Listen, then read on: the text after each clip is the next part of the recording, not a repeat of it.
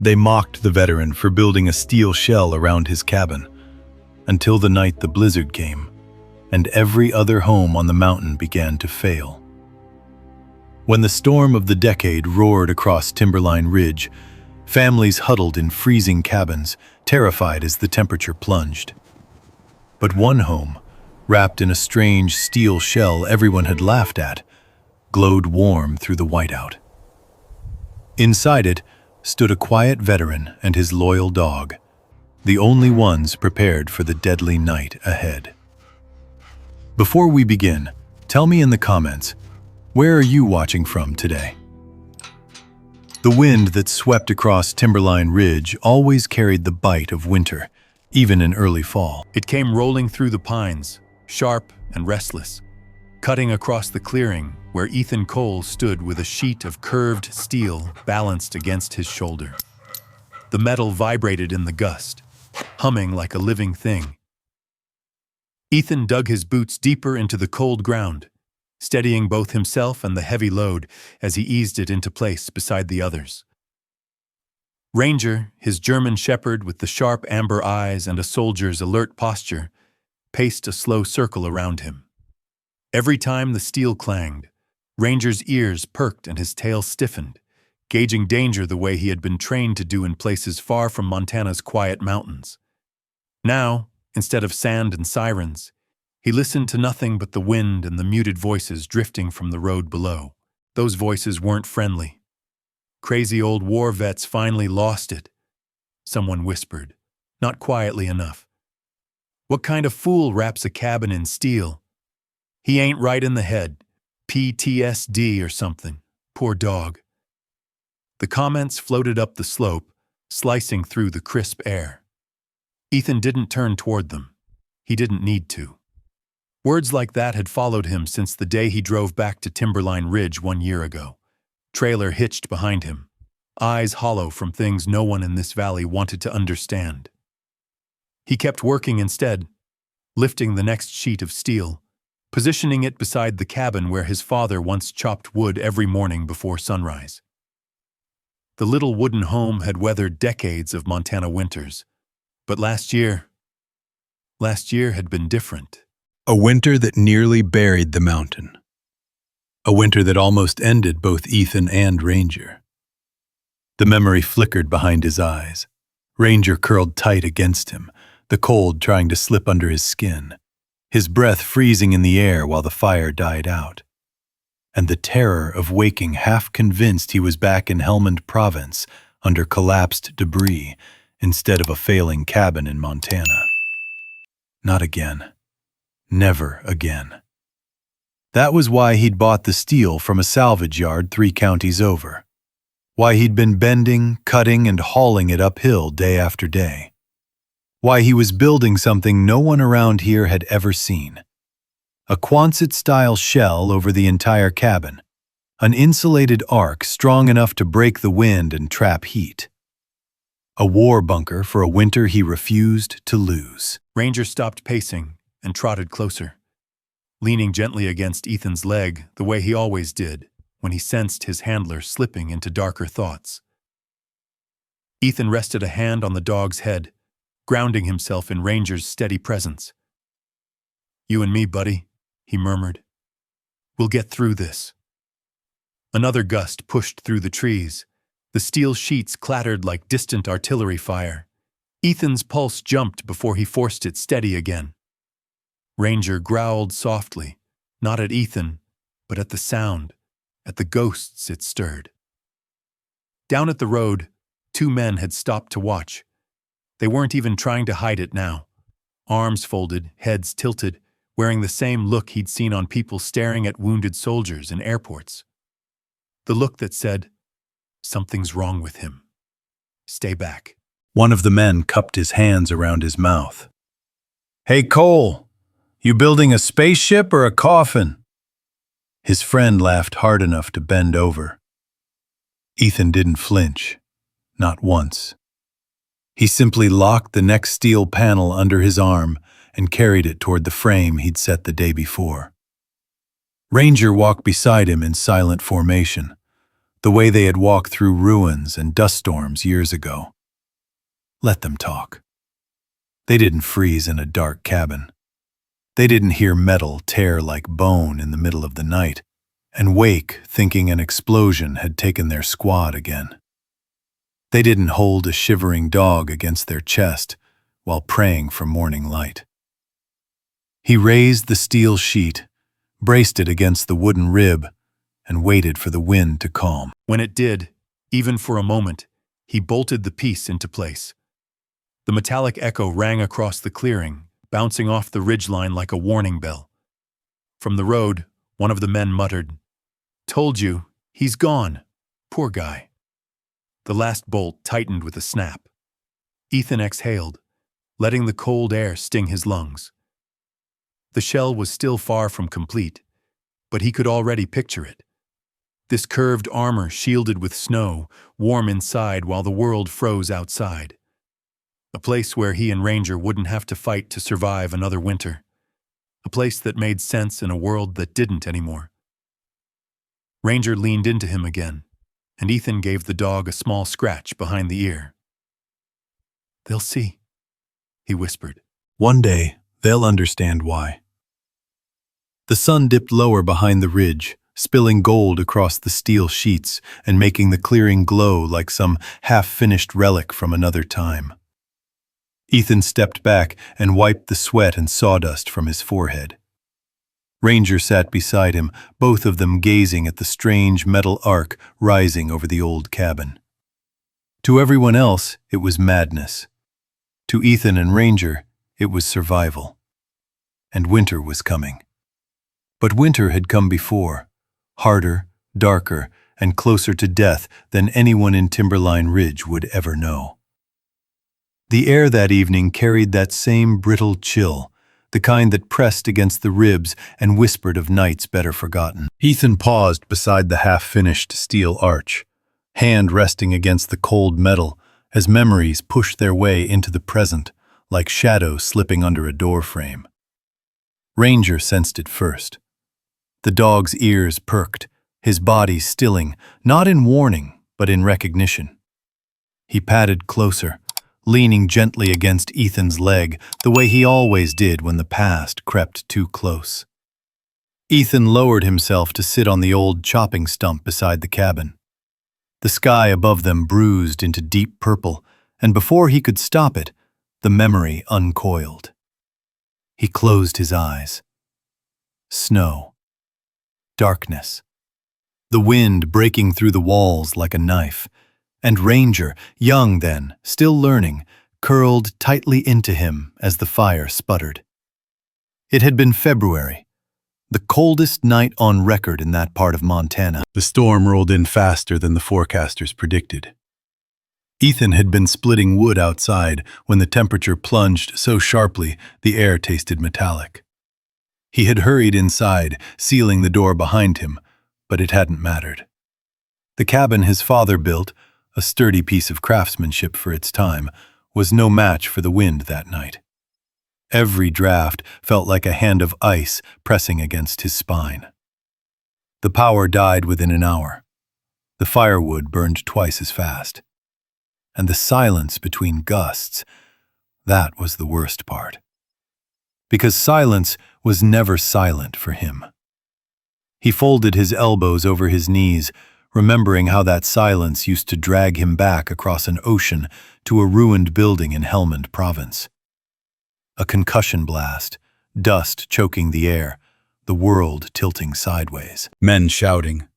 Men not shouting anymore. Ranger beside him now, trained years later, but the same raw instinct, stay alive, stay close.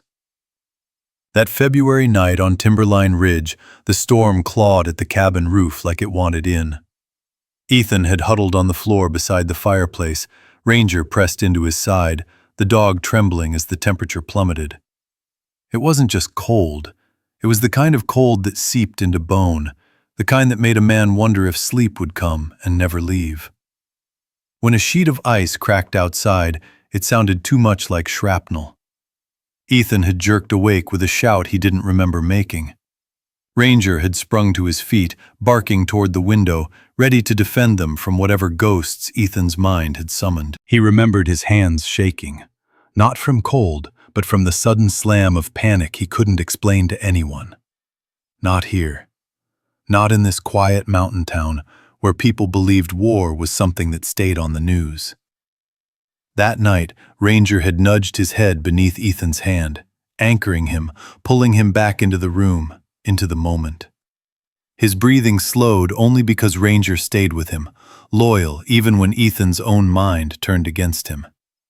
He opened his eyes now, back in the present, the memory retreating but leaving its chill in his chest. Ranger whined softly and nudged under Ethan's hand again, just like that night. "I know," Ethan whispered. "I remember."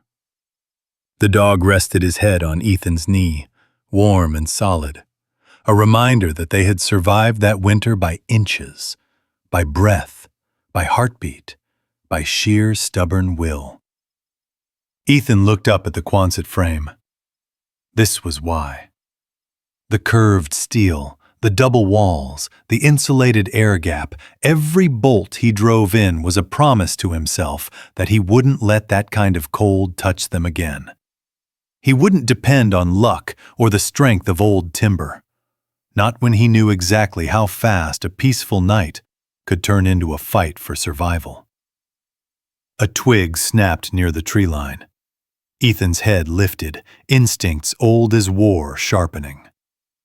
But it was only a pair of teenagers from the Turner family, trudging back down the slope after gawking at his construction.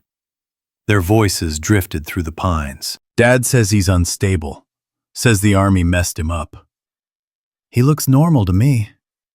"Yeah, well, crazy doesn't always look crazy." Ranger stiffened again. Ethan exhaled slowly, letting the words burn and fade. "People don't understand what they don't have to live through," he murmured to Ranger. The dog blinked as if agreeing. Evening settled deeper around the ridge. Ethan rose and brushed the dirt from his hands, giving Ranger a reassuring pat before turning toward the cabin door. The steel panels caught the last of the sunset, reflecting a fierce orange glow, like a warning or a promise. This winter would be different, because this time he'd be ready. This time, he wouldn't face the cold with failing walls and fading fire.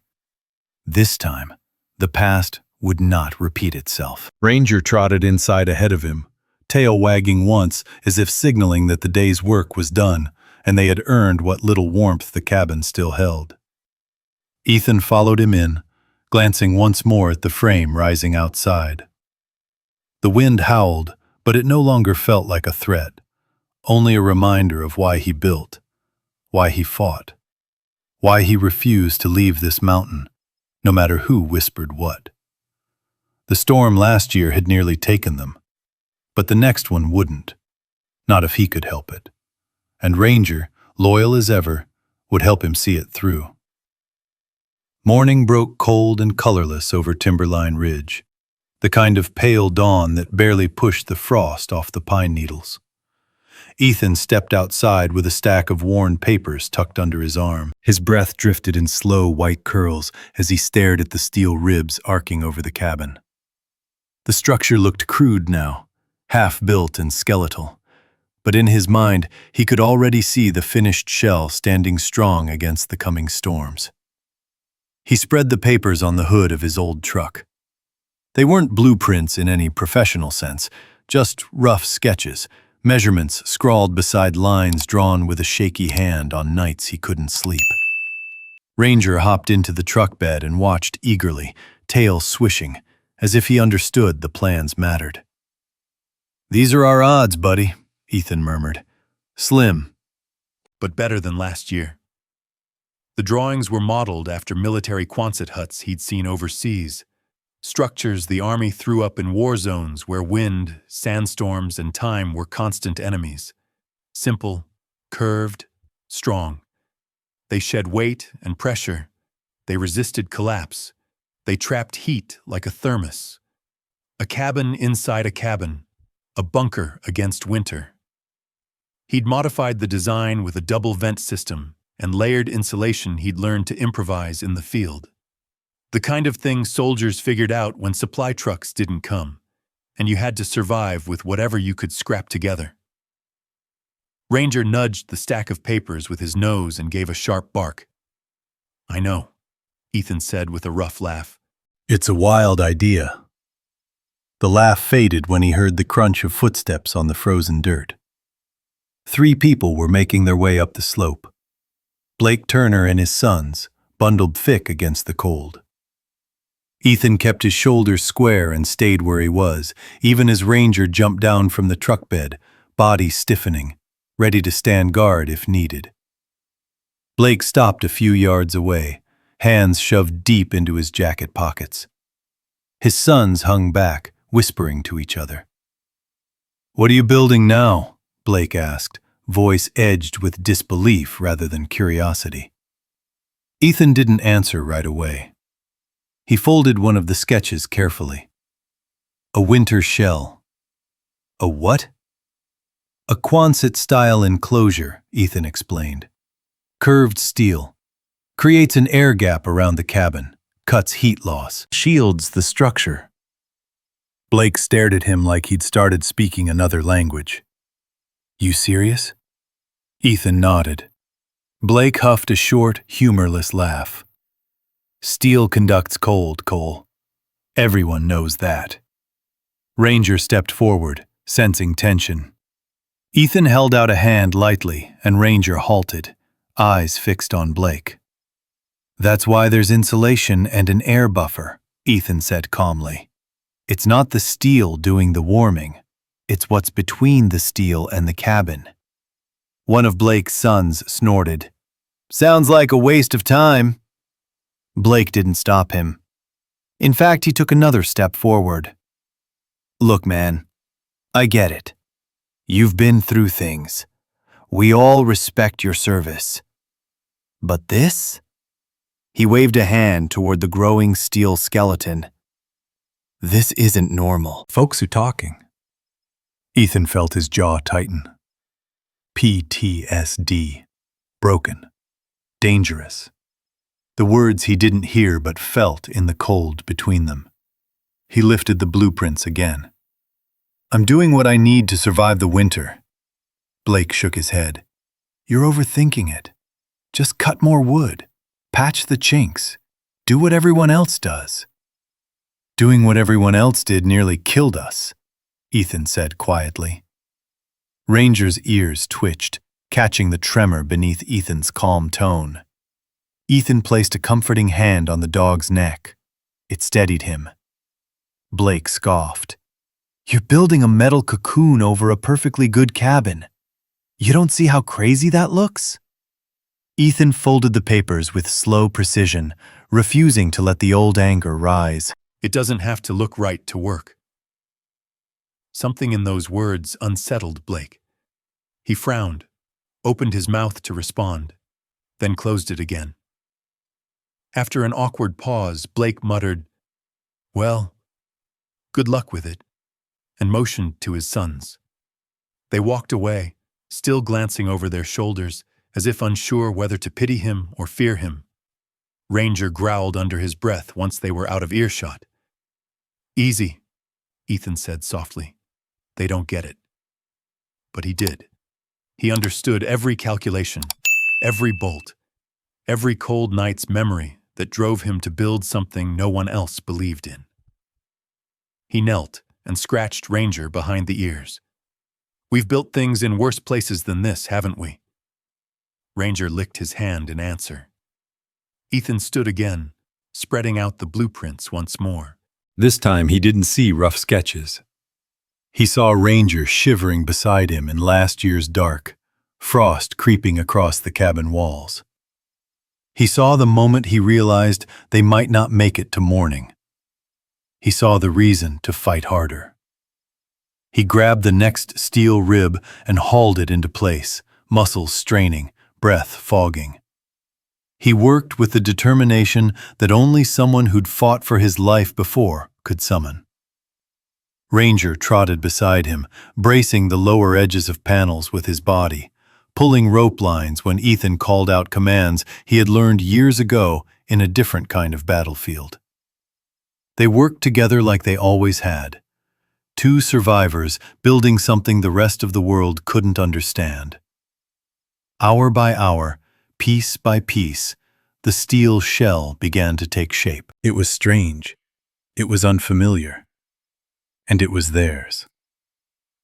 As the sun dipped low behind the ridge, Ethan stepped back, sweat cooling on his skin despite the cold air. Ranger sat at his side, chest rising and falling in tired but satisfied breaths. The Quonset shell, still incomplete, cast a long, curved shadow across the clearing. A shadow that looked nothing like the boxy cabins dotting the valley below. A shadow that promised warmth where winter had once delivered fear. Ethan lifted a hand and let his fingers brush the cold metal. The steel hummed faintly in the wind, almost like approval. "This will work," he whispered. Ranger nudged his leg, and for the first time that day, Ethan allowed himself to believe it. But belief didn't make the work easier. The next morning arrived with a sharp, unforgiving cold. The kind that stiffened wood, tightened muscles, and made tools ring louder against steel. Ethan rolled his shoulders as he stepped outside, feeling the familiar pinch of the old injury in his lower back. Years ago, a collapsed wall in Helmand had slammed him into the ground and left him with a reminder he carried everywhere, especially on mornings like this. Ranger trotted ahead of him, ears perked, breath puffing little clouds into the icy air. The dog stopped beside the stack of steel sheets waiting to be lifted, pulled, braced, and bolted. Ethan exhaled as he eyed them. Heavy, awkward, dangerous if mishandled. And today, he was tired. More tired than he'd ever admit out loud. He bent his knees, gripped the first sheet, and heaved it upward. The weight punched straight through his back, sending a line of tight pain down his spine. He clenched his jaw and held steady. Ranger barked once, sharply, as if scolding him. "I've got it," Ethan muttered. He didn't. Not fully. But he wasn't stopping. He maneuvered the steel toward the frame, boots digging into the frozen soil for leverage. The sheet wobbled, catching a gust of wind that threw him off balance. He staggered sideways, boots sliding. Ranger lunged forward and planted himself against Ethan's leg, bracing him just enough for Ethan to steady the load. "Good dog," Ethan breathed. Little moments like that weren't unusual. Ranger had learned, over years of training and deployment, how to read Ethan's movements. When he was steady, when he wasn't, when danger lurked in a sound or a shift of weight. Now, instead of navigating alleyways and broken buildings overseas, Ranger used those instincts to navigate lumber, steel, and the treacherous mountain wind. Ethan secured the first sheet, then stepped back, rubbing the ache in his back with a grimace. "One down. 40-something to go." Ranger gave a soft chuff, like encouragement. By midday, the sun had brightened the ridge but done nothing to warm it. Ethan's fingers throbbed from gripping cold tools, and sweat chilled the inside of his shirt as he worked. Ranger continued to help, pulling rope lines, holding positions, keeping watch. Every now and then, Ethan caught the dog glancing at him with a look that felt almost human, as if Ranger were asking, "How long can you keep going?" Ethan wondered that himself. He moved to lift the next sheet. This one, slick with frost, slipped from his gloves before he had full control. The corner of the metal kissed Ranger's paw as it fell, not slicing deeply, but enough to make the dog yelp and jump back on 3 legs. "Ranger!" Ethan dropped to his knees instantly. The dog sat, ears back, paw lifted, eyes apologetic as though he was the one who'd done something wrong. Ethan's chest tightened.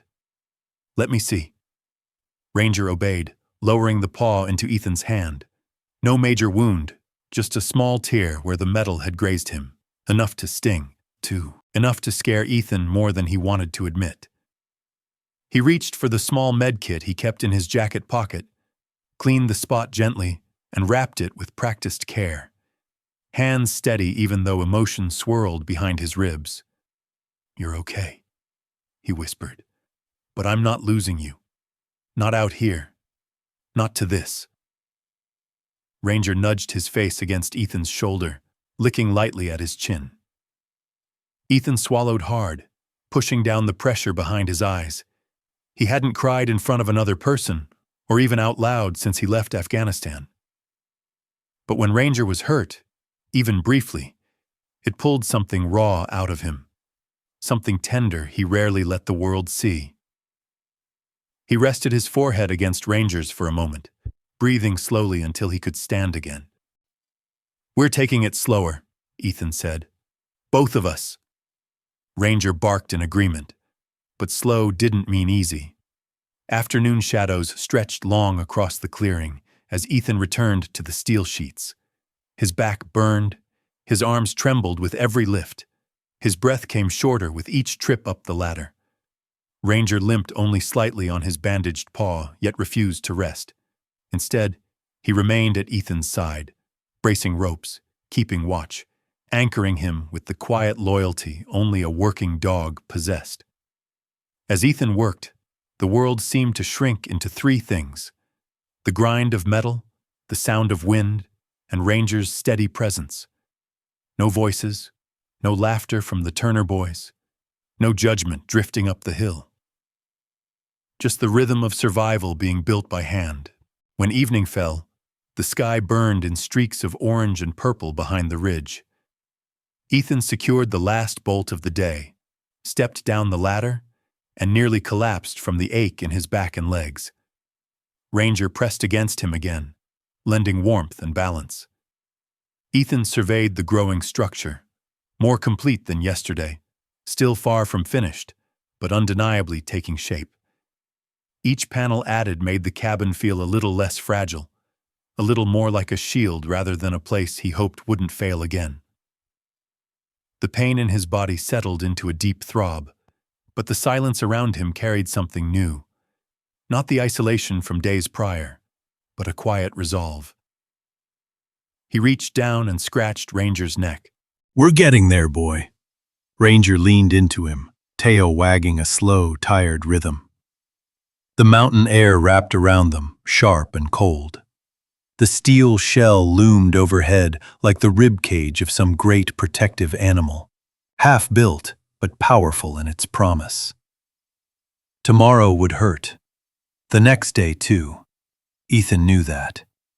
But today, despite the pain, despite the loneliness, despite the misjudgment from the valley below, he and Ranger had finished another piece of the impossible. And slowly, inch by inch, bolt by bolt, they were building not just a shelter. They were building a chance. But a chance was a fragile thing, and Ethan knew better than most how quickly it could slip. The next day arrived with a restless wind sweeping along the ridge, carrying the dry scent of pine and something colder beneath it. Winter wasn't here yet, but it was close enough to breathe down a man's neck. Ethan stepped outside, rolling the stiffness from his shoulders. Ranger padded beside him, tail low but alert, as if sensing the shift in the air. They worked through the morning, tightening bolts, adjusting ribs, hauling the next curved panel into place. Ethan moved a little slower than usual, his back throbbing from yesterday's labor, but determination carved lines in his face that no amount of pain could soften. Around midday, the breeze turned sharp. It hit the steel shell with a metallic clang that echoed across the clearing like the ring of distant metal. Ethan froze. Ranger froze. And the world around them narrowed. The sound came again, Another hard gust slamming the panel, sending a hollow boom through the unfinished frame. And in an instant, Ethan wasn't on Timberline Ridge anymore. He was back in Helmand, inside a half-standing building, dust hanging in the air like fog. A sudden blast slamming metal against stone. Men shouting, the ceiling shaking. A ringing in his ears so sharp it drowned everything else. His chest tightened, his hands trembled, his breath caught mid-inhale. Ranger barked sharply, but the sound warped, low, distant, stretched. Ethan staggered back from the frame, vision blurring at the edges. The cold air on his face felt like desert heat. The steel ribs above him looked like collapsing beams. He blinked, fighting for focus. Another clang hit the metal. Just wind, just Montana wind, and the memory struck harder, folding over the present like two worlds trying to occupy the same space. His knees hit the ground. Ranger lunged to him immediately, circling once, then pressing his body against Ethan's side. The dog had done this many times before, overseas, at home, in the quiet dark when nightmares clawed their way into Ethan's sleep. But here, in the open, the dog's training took over with measured precision. Ground him, anchor him, bring him back. Ranger nudged his head under Ethan's hand, forcing him to touch something warm, something present. Ethan felt the fur beneath his palm, coarse and steady. He clung to it as though it were the only real thing left in the world. "Easy, easy, buddy," he whispered, though his voice barely scraped out. His heart thudded too fast, breath stuttering. Ranger pushed his weight against Ethan again, steady and sure. Slowly, painfully slowly, the ridge around him began to come back into focus. The cold, the trees, the steel shell, the absence of dust and sirens. Just Ranger, just the mountain, just now. Ethan closed his eyes and leaned his forehead against Ranger's neck. The dog didn't move, didn't flinch, didn't do anything except stay exactly where he needed to be. After long minutes that felt like hours, Ethan's breathing steadied. His pulse slowed. The shaking ebbed. "I'm okay," he murmured, though they both knew it wasn't entirely true. PTSD didn't just disappear. It slept under the skin, waiting for sounds, smells, memories that could pull a man backward without warning. Ethan sat back, rubbing his face with both hands. Ranger watched him intensely, ears forward, tail still. "Good boy," Ethan said quietly, voice rough. "You pulled me out." Ranger licked his chin, a soft, grounding touch. The wind shifted again, but this time Ethan didn't flinch. He forced himself to look at the steel frame towering above him. The structure swayed gently with the gust, making soft metallic sighs. Just wind, just cold air, just a building, not a war zone. Not anymore. He rose to his feet, slower than before, and brushed off his knees. Ranger mirrored him, staying close, brushing against his hip like a living shield. Ethan exhaled and reached for the next panel. "We're fine," he said. "Let's keep going." But his body trembled faintly as he lifted the sheet. Ranger barked once, as if warning him not to push too hard. Ethan ignored the tremble, ignored the warning, and moved anyway. He had to. Winter didn't care about the ghosts in a man's mind. Hours later, with the sun tilting westward, Ethan climbed the ladder to adjust a brace. Ranger sat below, eyes locked on him, watching every shift in Ethan's balance. And maybe it was the exhaustion or the leftover adrenaline from the panic episode, but Ethan didn't notice how loose the frost made the ladder's base. The metal foot skidded, The ladder lurched. Ethan grabbed for the side rail, boots slipping. Ranger barked sharply as the ladder slid an inch, then another. Ethan managed to catch the beam above just in time. The ladder hit the ground with a thud. He dangled there for a moment, breath caught somewhere between fear and frustration. Ranger whined at the bottom of the frame, tail stiff, eyes wide. Ethan pulled himself up, found footing, and climbed down safely. He knelt immediately, pressing his forehead to Ranger's.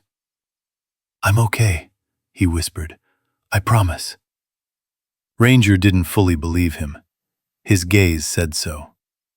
Ethan stayed there, kneeling in the cold dirt, holding Ranger close while the wind rattled the steel above them. He took long breaths until every trace of panic faded. The work wasn't going to get easier. The ghosts weren't going anywhere.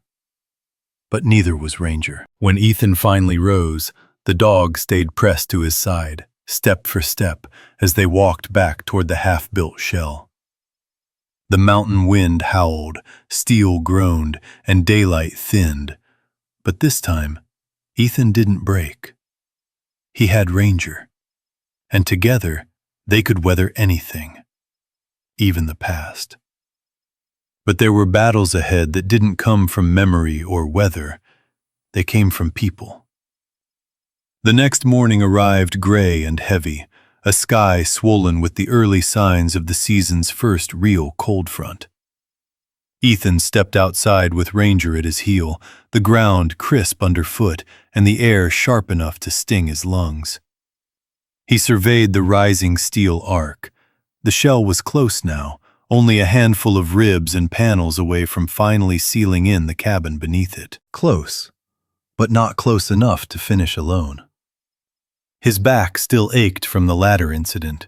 His hands trembled faintly from yesterday's panic attack. Ranger had barely left his side all night. Ethan knew he needed at least one extra pair of hands to lift the last and heaviest supports into place. Even Ranger, strong and capable as he was, couldn't replace another person for this part. Ethan exhaled, breath fogging in the morning air. He didn't like asking for help, but Winter didn't care about pride. He zipped his coat, signaled Ranger, and walked down the frosted trail toward the Turner property. Blake Turner lived a quarter-mile downhill, past the pines and along a gravel road that curved toward a wide clearing where a farmhouse sat with smoke curling lazily from its chimney. Ethan had known Blake since they were boys. They weren't friends, but they weren't strangers either. At least, they hadn't been before Ethan came back from Afghanistan, changed in ways he didn't know how to explain. Ranger kept close as they approached the house. Blake was outside splitting firewood, his axe thudding into the block with dull rhythm. His breath came in puffs, and his jaw was clenched even before he noticed Ethan approaching. Blake leaned on the axe handle.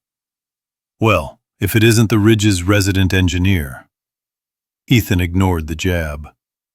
"Morning, Blake. I need a hand with the last support beam for the shell. Just one lift. It's too heavy for one man."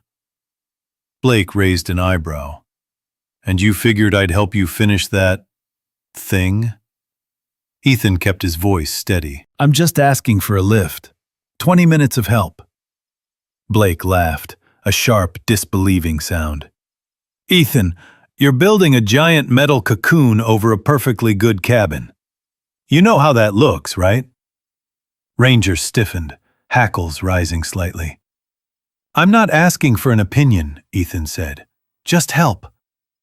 Blake shook his head slowly. "You think the rest of us don't notice? Folks down in town are worried. You've been welding and hammering at sunrise and sunset. You're pacing the ridge with that dog like you're back on patrol. My boys are scared to walk past your driveway at night." Ethan swallowed hard. "I haven't hurt anyone." "I never said you did." Blake lowered his voice. "But people don't trust someone they can't predict. And you, Ethan, you're different now. Different." Not broken, but not who he was before deployment either. The word landed like a heavy stone between them. Ethan straightened. Blake, I'm trying to build something to keep me and Ranger alive this winter. That's it. I need 20 minutes of help. Blake scoffed. Look, I know what you went through messed you up, but don't drag the rest of us into your paranoia. A steel bunker on a mountain? Really? Ranger growled low and steady. Ethan's jaw tightened. I just need— No, Blake snapped. I'm not helping you with whatever this is. And if you want my advice, stop before you hurt yourself or burn the whole ridge down with whatever contraption you're building. Ethan felt the words hit harder than they should have. Ranger moved between them, his body protective, stance firm. I'm not hurting anyone, Ethan said again, quieter this time. Blake leaned in, voice dropping to a cold whisper. You're scaring everyone, and you're embarrassing yourself. There's a fine line between being resourceful and being unstable. It was a knife in Ethan's chest. Not because the word was new. He'd heard whispers since he came home. But because Blake said it with the confidence of someone who believed it was a fact, not an insult. Ethan nodded once. Understood. He turned away before Blake could say anything else. As he walked back up the ridge, Ranger at his side, Ethan's breath felt tight, like the mountain air had thickened. Ranger nudged his hand, sensing the way Ethan's shoulders sagged. I'm fine, Ethan said softly. Just disappointed. But disappointment didn't cover it. It was betrayal, plain and simple. Not the dramatic kind, the quiet kind. The kind that reminded him just how alone he and Ranger truly were on this mountain. By the time they reached the cabin clearing again, the wind had picked up. The steel shell clanged softly in the gusts, like it was calling him back to purpose. Ethan inhaled deeply. Looks like it's just us again, he murmured. Ranger lifted his head and pressed against Ethan's hip. Ethan stared at the unfinished frame. He could quit. He could let the cold win. He could listen to Blake and everyone else who thought he'd lost his mind. Or he could finish what he started. He tightened his gloves. Come on, Ranger. We're not stopping now. Ranger barked once, sharp and resolute. Ethan approached the beam Blake refused to help lift. He eyed its size, its weight, the sheer difficulty of the task. He braced his feet, bent his knees, dug deep, and began to lift. His muscles screamed, his back burned, his arms shook. Ranger planted himself beside him, barking encouragement, tail stiff, eyes locked on Ethan with fierce determination. In the struggle of that single lift, Ethan realized something. Blake's refusal had changed nothing. He and Ranger had survived worse than this. They would survive this winter too, even if the whole town turned its back on them. Ethan hauled the beam into place with a final growl of effort, breath shaking in the cold air. Ranger barked triumphantly. Ethan leaned against the frame, chest heaving, sweat stinging his eyes.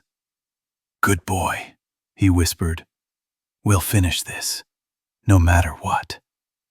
And as the wind swept across the ridge, rattling the shell with steady metallic rhythm, Ethan heard it not as a warning, but as applause. The mountain wasn't against him.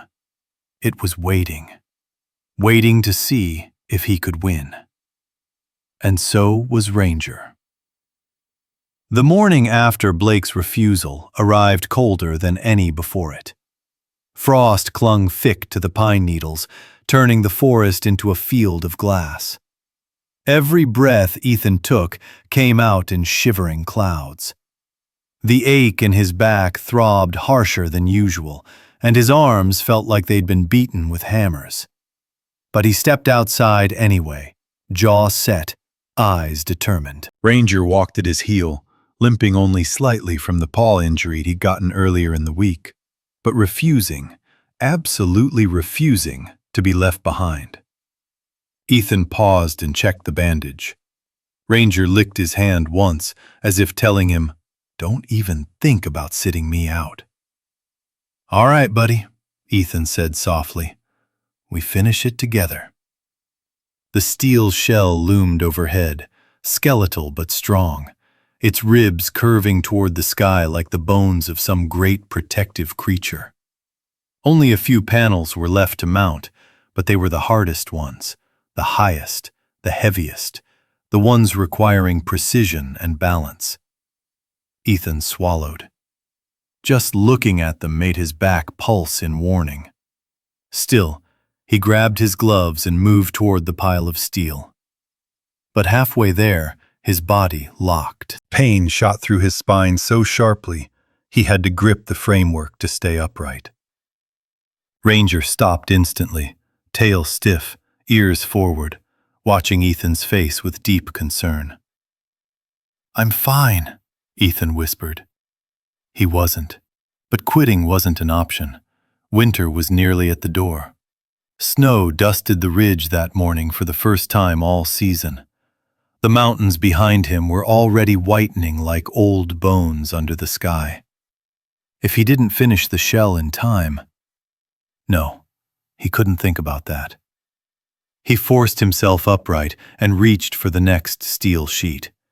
It was heavier than the others, not just in weight, but in the knowledge that Blake should have been there helping him carry it. That weight, the emotional one, pressed harder than the steel itself. He lifted. His arms trembled instantly. His back screamed. The steel wobbled dangerously.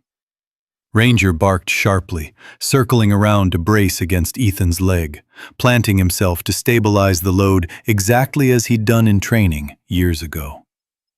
Ethan gritted his teeth. "Steady, boy. Steady." Together, they carried the sheet across the clearing. It felt like moving a fallen tree, slow and excruciating. Halfway there, Ethan's knees nearly buckled. The sheet tilted, threatening to slam to the ground, or worse, onto Ranger. "Back!" Ethan gasped. But Ranger didn't back away. Instead, he shoved his body against Ethan's hip, bracing him with a strength that shocked Ethan every time he felt it. The dude was just a dog on paper, but in moments like this, he was a soldier, through and through. With a final push, Ethan got the steel into place beside the ladder. He leaned against the framework, chest heaving. Ranger pressed his head against Ethan's thigh, eyes searching his face for permission to keep going. "You're something else," Ethan murmured. "Don't know what I'd do without you." Ranger barked softly, almost like laughter. Ethan climbed the ladder slowly, gripping each rung harder than usual. Ranger paced below, looking up with concern. When Ethan reached the top, he pulled the sheet upward with a rope system he'd rigged. But his weakened back wasn't cooperating. Halfway up, the sheet stuck. The rope burned his palms. His muscles trembled violently. "I can't," he whispered. But below him, Ranger barked. A loud, sharp, commanding bark that jolted Ethan back into himself. The dog planted both paws against the ladder's base, holding it steady, tail rigid with urgency. Ethan grit his teeth. He wasn't giving up, not while Ranger believed in him more than he believed in himself. With a surge of determination he didn't know he had left, Ethan pulled again. Something in his back protested with a white-hot stab, but the sheet budged. Again. Again. Until finally the steel slid into the cradle of the rib. Ethan braced it with one hand and fumbled for the bolt with the other. His fingers shook violently, but he forced calm into them. One bolt in, then another, then the last. He exhaled shakily. "We did it!" When he climbed down, Ranger greeted him with a whine that wasn't exactly worry and wasn't exactly joy. more like relief. Ethan knelt and wrapped his arms around the dog's neck. Ranger leaned hard into the embrace, tail swishing against the frost-dusted ground. "All right," Ethan said, standing with effort. "Next one." But when he turned, he froze. Ranger stood in front of the next steel panel. Not barking, not pacing, pulling. The dog had grabbed the rope tied to the second sheet and was dragging it forward with slow, stubborn steps. His bandaged paw trembled as he put weight on it, but he didn't stop, not even when Ethan tried to intervene. "No, Ranger, stop!" But Ranger ignored him and pulled harder. Ethan moved quickly, dropping to his knees and taking Ranger's face in his hands. "I can't let you hurt yourself. Not for this." Ranger stared back, steady, determined, unwavering. And in the silence between them, Ethan understood. This wasn't just his fight, it was theirs. He blinked hard against the sting building behind his eyes. "Okay," he whispered. "We'll do it. Together, but slowly, carefully." Ranger wagged his tail. By afternoon, they'd mounted 2 more panels, far more than Ethan expected, given his injuries and Ranger's limp. Every time he faltered, Ranger steadied him. Every time Ranger stumbled, Ethan kneeled beside him and waited until the dog was ready again. By evening, the shell was nearly complete. The heavy front panels, the curved ribs, the high beams, they were all in place. Only the last top piece remained. One more sheet, one more lift. Ethan looked at Ranger. "Tomorrow, buddy. We finish tomorrow." Ranger bumped his nose against Ethan's hand, agreeing. As the sun dipped behind the ridge, casting long shadows across the steel shell, Ethan felt something he hadn't felt since coming home from Afghanistan. Pride. Not in himself, but in the partnership between man and dog that had survived everything thrown at them. The loneliness Blake tried to deepen. The fear Ethan tried to hide. The pain they both endured. None of it beat them. Not today. Not ever. Ranger sat beside him, gazing at the nearly completed Quonset cabin with calm satisfaction. And Ethan realized something profound. The town didn't believe in him. Blake refused to stand with him. But Ranger did. And that was enough to move mountains. Or at least enough to build a steel one. 2 days later, the mountain air changed. It wasn't something Ethan could pinpoint at first. Just a heaviness. A strange stillness in the branches. The way the clouds clung low over the ridge as if weighing down the sky. Timberline Ridge was used to winter. Real winter. But this felt different. Wilder. Meaner. Ranger sensed it before Ethan did. Early that morning, as Ethan tightened the last bolts on the Quonset's upper curve, Ranger lifted his head sharply and stared toward the north. A low growl hummed in his throat. Not fearful, but alert, the way he'd sounded in Afghanistan when something unseen shifted just beyond the horizon. Ethan followed Ranger's gaze. "What is it, boy?" Ranger didn't move, didn't blink. His tail stiffened, ears forward, body coiled like a spring. Ethan knelt and placed a hand on Ranger's neck. The dog's muscles were taut beneath his fingers. "Talk to me," he murmured. Ranger barked once, short, urgent, a signal Ethan recognized from their working years together. Not danger now, but danger coming. Ethan rose slowly, scanning the northern sky.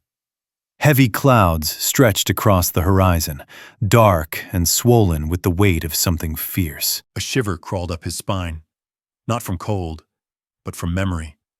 Storms overseas, sandstorms and sudden nightfalls that swallowed whole valleys in minutes. But here, it was snow he feared. Snow that came down sideways. Snow that buried homes. snow that froze a man where he stood, and Ranger felt it too. By noon, the steel shell was finally fully complete. The curved structure wrapped around the old cabin like armor, gleaming under the colorless daylight. Ethan stepped back to take it in. A strange, beautiful sight. Hard angles and soft curves, strength and shelter all at once. "We did it," Ethan said under his breath. Ranger bumped into his leg, tail wagging once, as if acknowledging the victory but refusing to celebrate too soon. His eyes kept flicking north. Ethan checked his watch. The temperature was already dropping. Fast. Inside the cabin, he flipped on the weather radio. Static hissed for a moment, before a low, serious voice cut through. "High wind warnings in effect for the northern counties. Storm system developing faster than predicted. Residents advised to prepare for severe snowfall and potential whiteout conditions. This is not a drill. Repeat, not a drill." Ethan muted the radio. Ranger whined. "I know," Ethan said. "It's coming." He looked outside again. The wind had begun to rise, stirring the edges of the steel shell, sending a metallic moan through the frame. Not the harsh, dangerous clang that brought back memories, just a low warning, like the earth itself was clearing its throat. Ethan stalked firewood inside the cabin, stacking logs beside the fireplace until the pile nearly reached his waist. Ranger followed him back and forth, carrying small pieces in his mouth like he was helping. Every time Ethan set down a log, Ranger would drop his own beside it, as proud as a dog could possibly be. "You're a good partner," Ethan said with a smile. But even that brief smile faded when the first snowflake hit the window. It wasn't gentle. It wasn't soft. It slapped against the glass like a warning shot. Ethan stepped outside again, Ranger at his side. Snow began falling in sudden, sharp streaks, the flakes heavy and wet. The wind picked up, carrying the smell of something old and wild, something mountain-born and merciless. Down in the valley, Ethan could see tiny figures moving hurriedly between cabins. Doors slammed, curtains shut. A few shouts drifted upward as families rushed to prepare, caught off guard by how suddenly the weather had turned. Ethan tightened his coat and scanned the ridge again. "Ranger, you felt this before anyone else, didn't you?" Ranger barked once, then sat, staring outward like a soldier standing watch. As the snowfall intensified, the temperature plummeted. Frost crawled over the wooden steps in minutes. The sky dimmed, daylight thinning into a gray so heavy it felt like dusk, even though it was barely afternoon.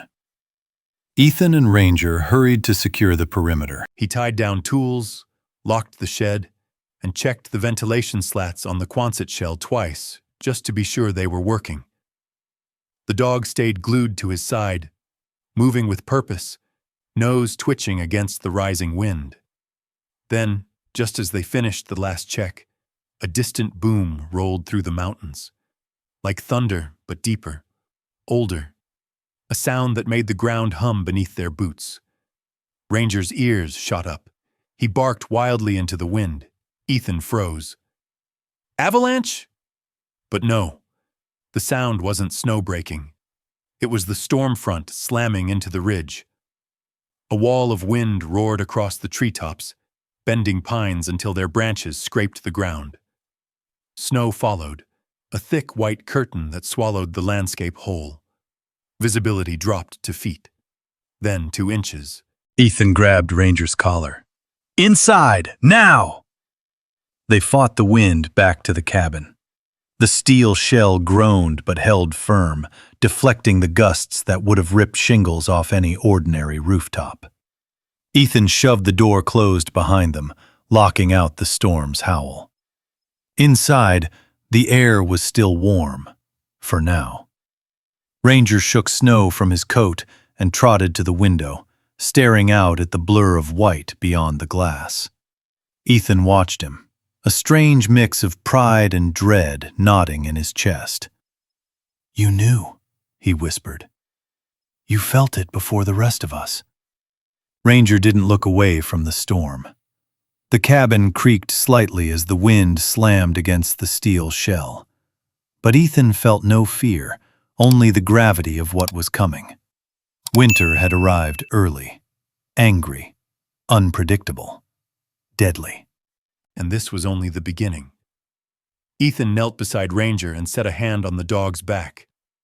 "Whatever hits this mountain, we'll face it." Ranger pressed closer, warm and steady. Lightning flashed within the snow clouds, lighting the sky briefly before darkness folded over Timberline Ridge once more. The blizzard had begun, and tomorrow the mountain would roar. But Ethan didn't have to wait until tomorrow to feel its first strike. The storm grew through the night, swelling like a living thing. Wind clawed at the steel shell, snow hammered the curved roof, and gusts howled through the pines with the force of something ancient. Ethan sat beside the fireplace, feeding it steady logs while Ranger lay at his feet, ears twitching with every shift of the storm outside. By dawn, the world beyond the window had vanished. White. Nothing but white. Snow swept sideways in violent sheets, erasing the forest, the ridge, the sky. The Quonset shell groaned under the pressure but held firm, deflecting the worst of the wind. Inside the cabin, the temperature remained steady, a miracle compared to last year. But Ethan couldn't enjoy the warmth, not when his mind kept turning to the valley below. Those families, those kids, those people who had no idea just how hard this storm would hit. Ranger lifted his head suddenly, ears perked. He growled, not in aggression, but in warning. Ethan walked to the small ventilation slit and peered outside.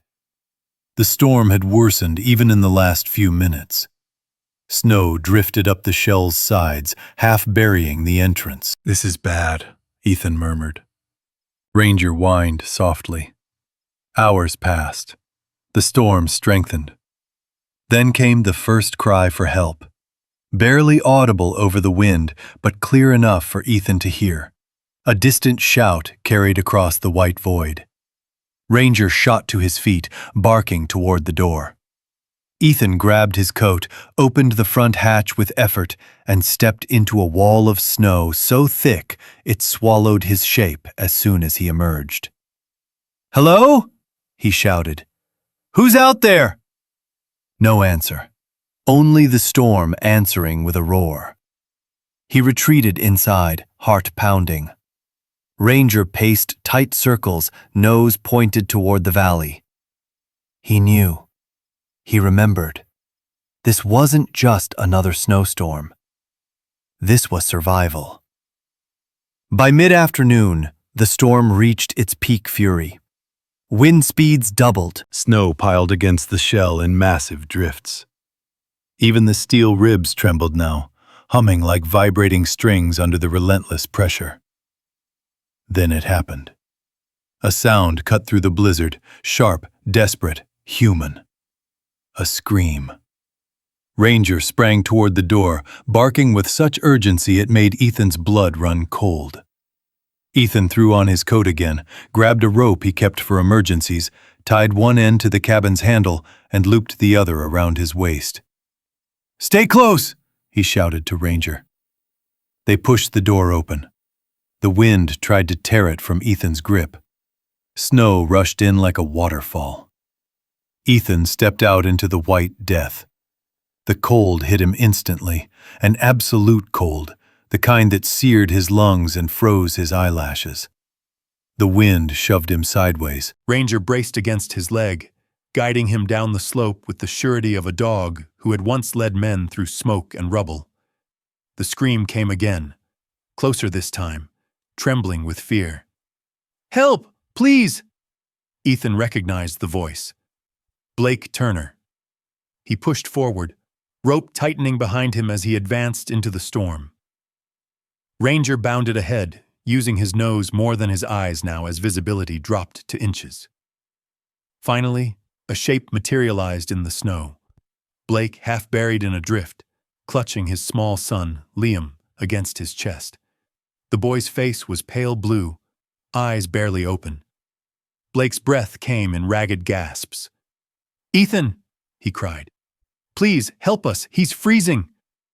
Ranger reached them first, circling, barking loudly, forcing Blake to stay awake to keep fighting. Ethan dropped to his knees beside them. "Give him to me!" Blake surrendered the boy without hesitation. Ethan wrapped Liam inside his coat, shielding him from the wind. Ranger pressed his body against Blake's side, warming him, urging him to stand. "We have to move!" Ethan shouted. "If we stay out here, none of us make it!"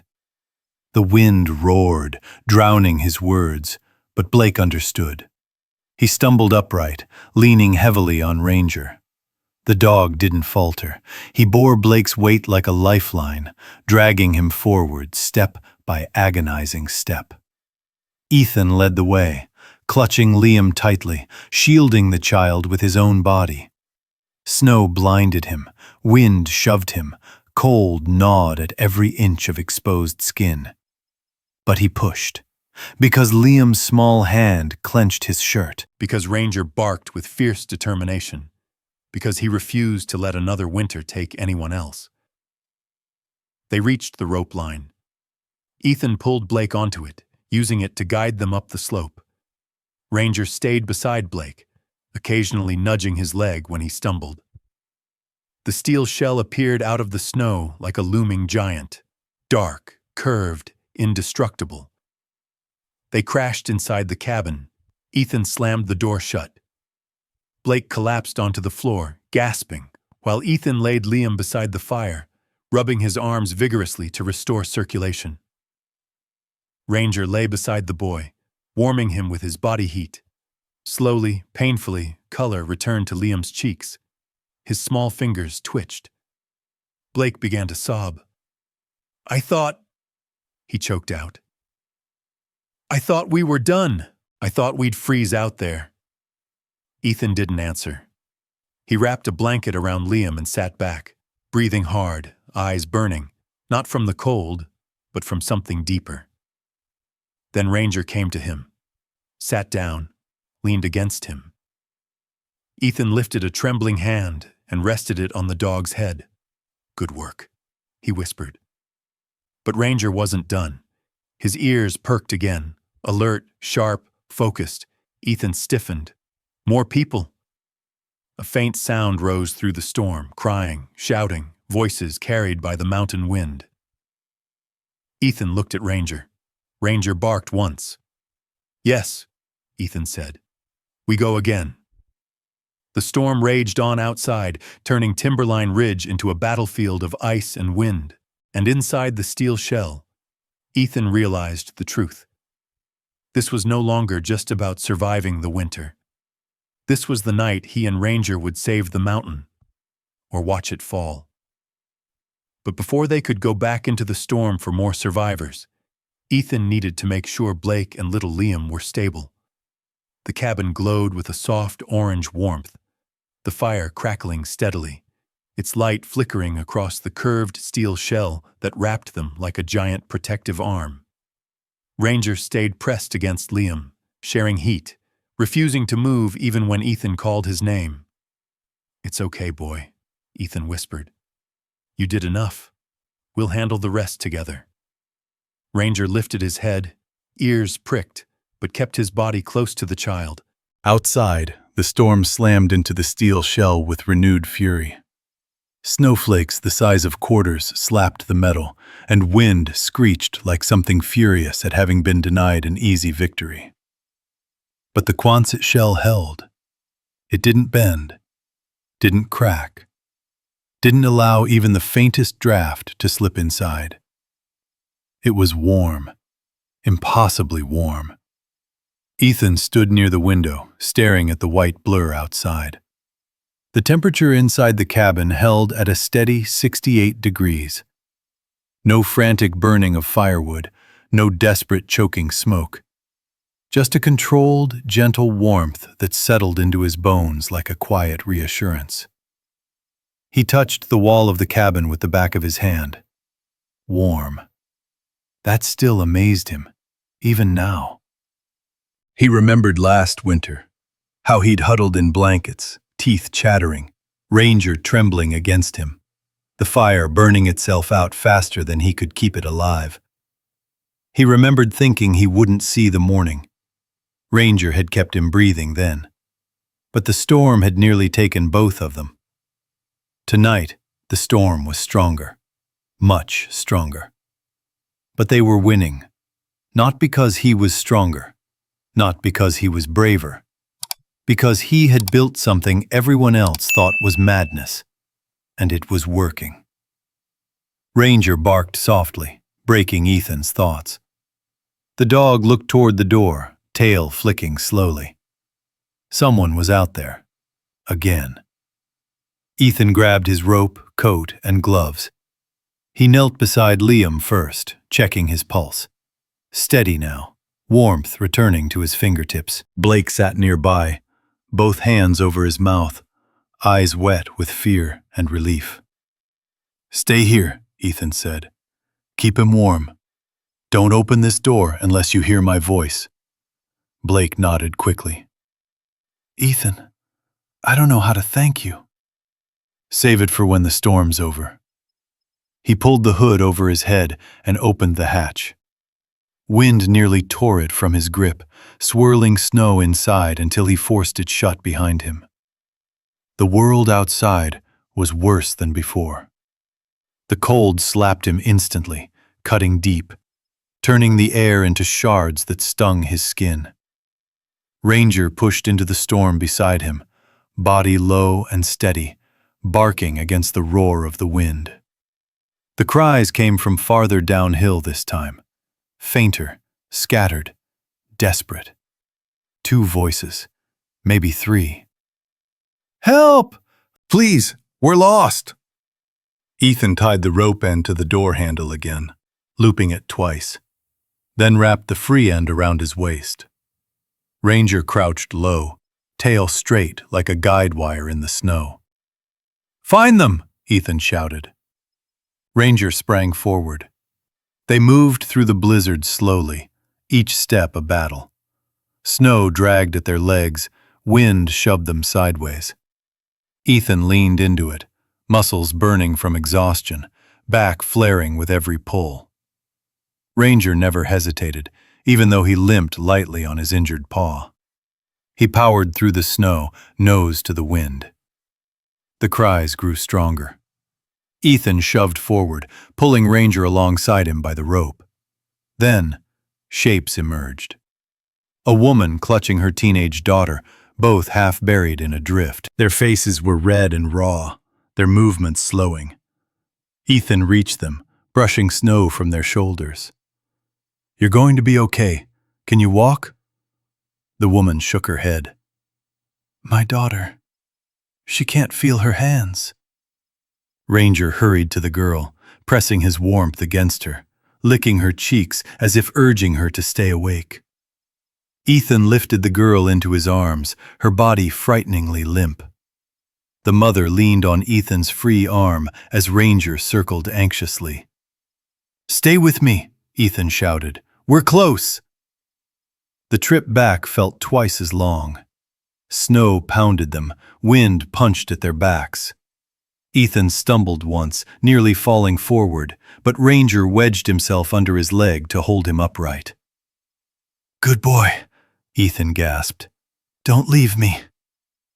They reached the hatch. Blake pulled it open, eyes wide in shock at the sight of more survivors. He helped the mother inside as Ethan carried the girl to the fire. Warmth swallowed them immediately. A sudden contrast. A miracle. The girl's breathing steadied within minutes. Ethan wrapped blankets around both of them, then sank onto the floor beside Ranger, chest heaving. The room was silent for a long moment. Silent, except for the storm thrashing against the Quonset's steel armor. Then the mother whispered, How How is it so warm in here? Ethan didn't answer for a moment.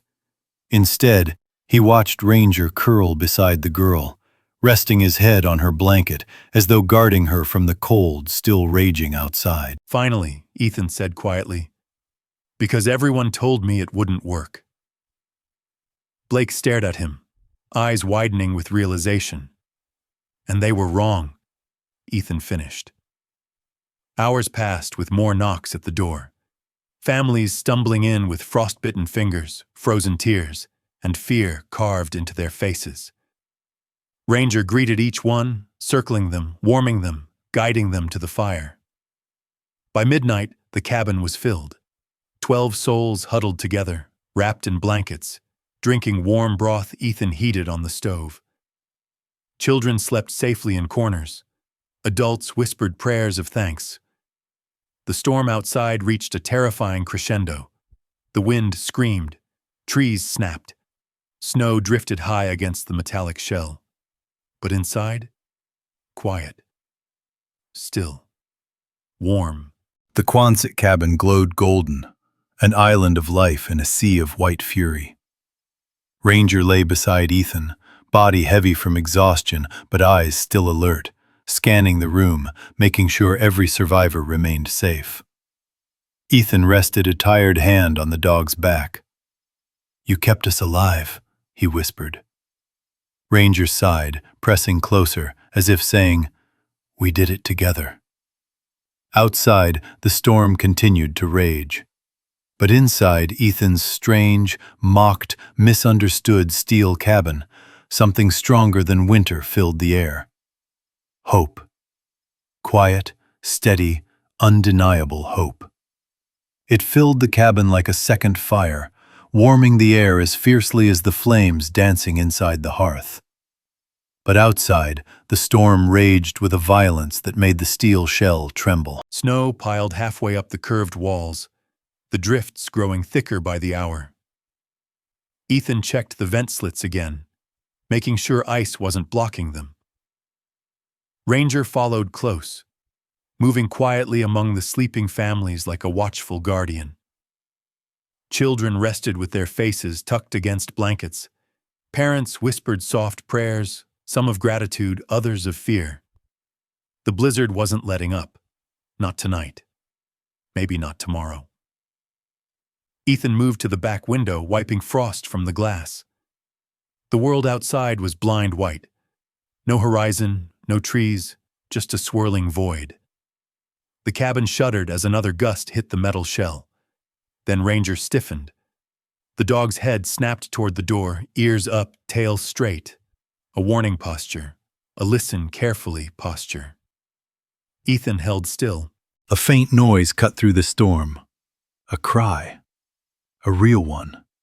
Weak, muffled, but unmistakably human. Again. Ranger barked once, sharp and loud, the sound echoing through the cabin. Ethan grabbed his rope and coat. Blake rose instantly, pale and shaken. "Ethan, don't! It's suicide out there." Ethan shook his head. "There's someone who won't make it unless we try." "I'll help," Blake said suddenly, voice cracking. Ethan paused, surprised. Blake swallowed hard. "You saved my boy. I'm not letting you go out there alone." Before Ethan could answer, Ranger stepped beside Blake, tail wagging once. Approval. "Fine," Ethan said, "but you stay between me and Ranger. He knows the terrain." They opened the hatch door. Wind lashed in violently, sending snow swirling into the room. Blake flinched, but Ranger bounded forward, the rope Ethan held tied firmly around his waist. The trio plunged into the storm. Whiteout. Total whiteout. Ethan could barely see more than his own boots. Ranger moved ahead, nose to the ground, his injured paw slowing him, but not stopping him. Every few seconds he barked, using sound to navigate, waiting for the faint echo off unseen drifts. Then they heard it. A woman's voice, crying for help. Ranger lunged forward, pulling Ethan behind him. Blake stumbled but kept up. They crested a drift and saw movement in the snow, a shape trying to crawl. A man. Frozen, barely conscious. Behind him, two small figures huddled together, a pair of siblings from the Peterson family, their cabin miles downhill. Lost during the storm. Ethan reached them, dropping to his knees. "We've got you! Stay awake!" Ranger circled them, warming each in turn. The boy clung to the dog's fur, burying his face in Ranger's neck. "Please," the boy whispered, "don't leave us." "We won't," Ethan said. Blake moved beside him, wrapping his own coat around the girl. "We're taking you home." It took everything they had to drag all three survivors up the slope. Ethan carrying the girl, Blake supporting the father, Ranger pressing against the boy to keep him moving. The storm screamed around them, erasing their footsteps as fast as they made them. Twice, Ethan stumbled. Twice, he nearly fell. Both times, Ranger pushed into him, anchoring him, keeping him upright. By the time they reached the cabin, Ethan's muscles burned. Blake was shivering uncontrollably, and Ranger was limping heavily on his injured paw. Inside, warmth swallowed them in a wave. Families gasped when they saw who had been rescued. They hurried forward, wrapping blankets around the children, helping the father lie down near the fire. "You saved them," the mother cried, hugging Ethan before he could even stand straight. Ethan shook his head. "Ranger found them. He always knows." Ranger wagged his tail once, then collapsed onto his side, exhausted. Ethan was at his side in an instant. "Easy, boy. You did good." Ranger lifted his head and pressed his muzzle into Ethan's palm, breathing warm air against his skin. The dog wasn't badly hurt, just drained, pushed beyond the limits any normal animal could endure. But Ranger wasn't a normal animal. He was trained for hardship, built for loyalty, and filled with a heart bigger than the mountain itself. Ethan rubbed his ears gently. "Rest. I've got it from here." But he didn't. Not alone. People began standing. People who had mocked him. People who had feared him. People who had whispered behind his back. Blake stepped forward first. His face shone red from cold and emotion. "Ethan," he said, voice tight. "I was wrong." The room grew silent. Blake swallowed, then looked down at Ranger. "I thought this was a crazy project. I thought you were losing it. But you built a miracle here. You saved my son. You saved these families. You saved all of us." He looked Ethan in the eyes, really looked at him, for the first time since Ethan came back from Afghanistan. "Can you forgive me?" Ethan didn't speak at first. Ranger did. The dog reached out with his paw, bandaged, trembling, and placed it gently on Blake's boot. Blake's eyes filled instantly. Ethan finally nodded. "We don't have room for grudges up here. Not in this weather." A few people cried quietly. Others whispered prayers. The storm outside raged on, but inside the cabin, something stronger rooted itself. Unity, gratitude, respect. Ethan stood up slowly. "We're safe here, all of us. The shell will hold. We'll take shifts watching the vent slits, make sure they don't ice over. We'll ration wood, rotate blankets, keep the kids near the fire." Families nodded. "We stay warm," Ethan finished, "and we stay alive." Ranger lifted his head and barked once, weak but resolute. The steel shell groaned under the wind again, but inside, the warmth grew deeper, shared by dozens of hearts finally beating in the same rhythm. For the first time in his life, Ethan wasn't just a soldier trying to survive. He was a protector, a leader, the quiet hero of Timberline Ridge. And Ranger, the dog everyone once feared, was now the guardian angel of an entire mountainside. Together, man and dog had saved a town. And outside, though the blizzard still raged, its victory was already lost. But dawn had not yet come, and for hours the storm continued battering Timberline Ridge with relentless force. Families slept in clusters, bundled in blankets near the fire. The curved steel shell hummed with the vibration of the wind, but it held strong, each rib, each bolt, each panel refusing to give an inch. Ethan sat awake beside Ranger, who lay with his head in Ethan's lap. The dog's breathing was steady but tired, his body heavy with the exhaustion of a soldier who had pushed far past his limits. Ethan stroked the fur on Ranger's neck, feeling both gratitude and sorrow at how hard the dog had fought through pain and cold to keep everyone alive. "You did good, partner," Ethan whispered. Better than any man out there. Ranger's tail thumped twice, soft, barely audible, but full of meaning. By mid-morning, the storm finally began to ease. The wind weakened, the snow fell lighter, and the groans of pressure against the steel shell softened into a gentle murmur. Ethan rose, stretched his aching back, and went to the front hatch. He cracked it open. A flood of white light washed in. The world outside was transformed. Snowdrifts rose like frozen ocean waves.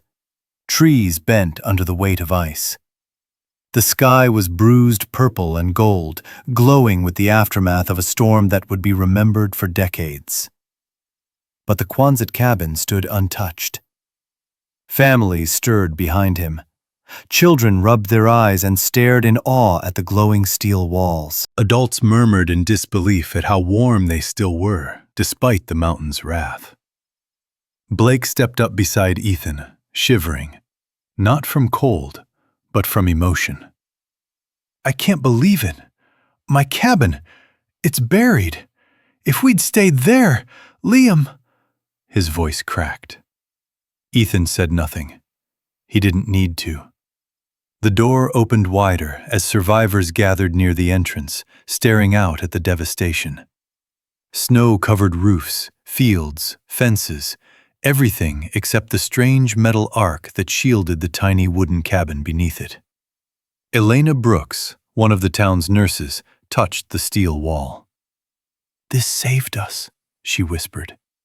"This crazy-looking thing, it saved all of us."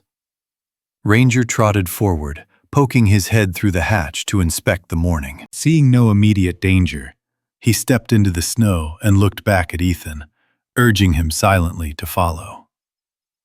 Ethan grabbed a shovel and stepped outside with the dog. The cold was sharp, but nothing like the deadly freeze from the storm's peak. Together, they began digging a path through the drifts, carving an exit from the steel shelter. One by one, families emerged from the cabin, blinking against the bright reflection of fresh snow.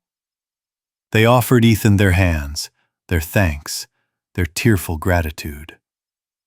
Ranger received more hugs in 20 minutes than he had in his entire life. By noon, word had spread down the valley. People who hadn't made it to Ethan's cabin but had survived in their own homes, and barely, hiked up to see the miracle structure for themselves. They stood in stunned silence, tracing their gloved hands along the warm interior walls. A local reporter, bundled in a parka and scarf, scribbled notes furiously. "Mr. Cole, people are calling this the Timberline Wonder. How did you know this would work?" Ethan hesitated before answering. "I didn't know. But I knew what didn't work. What almost cost me and Ranger our lives last winter." He rested a hand on Ranger's head. "So I tried something different." The reporter smiled. "Different saved lives." As the day went on, more neighbors arrived, not just to marvel, but to ask questions. How do we build one? What materials do we need? Can you help us design ours? Ethan felt overwhelmed. He had spent a year being whispered about, doubted, avoided. Now those same voices spoke with respect, hope, even admiration. Blake approached him last. He removed his hat and held it against his chest. His face looked older than usual, eyes softer, humbled. "Ethan," Blake said quietly, "I want to apologize again for everything. I thought you were losing your mind. Turns out you were the only one thinking clearly." Ethan gave a faint smile. "You were scared. Everyone was. It's all right." Blake shook his head. "No, it's not. But I'm going to make it right." He paused, swallowing hard. "If you'll teach me, I want to build one. For my family. And for anyone else who wants one." Ethan nodded slowly. "We'll build them. Together." Ranger barked once, as if endorsing the plan. Snow continued to fall in gentle flakes, dotting Ranger's fur with white specks. Ethan crouched to brush them off. Ranger leaned into him, pressing their foreheads together in a moment so soft, Ethan had to close his eyes. "You saved them," Ethan whispered. "All of them. Every last one." Ranger breathed warm air against his cheek. That afternoon, the sun broke through the clouds for the first time since the blizzard began. It lit the steel shell in a brilliant sheen, turning it into a beacon on the mountainside, visible from miles away. People took photos. Kids laughed and played in the snow. Parents hugged each other. The fear of the night before melted into relief and awe. A week later, the local newspaper printed a headline across its front page. "The veteran who outsmarted the blizzard, and the dog who saved us all." Ethan folded the paper gently and placed it on the table. He looked at Ranger lying by the fire, tail wagging slowly. He knelt beside him, voice soft. "If it wasn't for you," Ethan said, "I wouldn't be here. None of us would." Ranger closed his eyes, content, resting his head on Ethan's leg. Outside, the steel shell stood tall and unbroken, a monument to determination, loyalty, and the bond between a man and his dog. Winter would come again, but they would be ready, together. Ethan stroked Ranger's fur and whispered one final truth. "We made it, buddy." We really made it. If this story touched you, even just a little, I'd love to hear from you. Drop a simple 1 in the comments to let me know you're here. Or type 0 if you just want to show Ranger some love today. Your comments help these stories live on, and they help this channel reach more people who enjoy heartfelt tales like this one. And if you want to join Ethan, Ranger, and all the adventures still to come, make sure to subscribe and turn on notifications. There are many more stories waiting for you, and I can't wait to share the next one. I'll see you in the comments.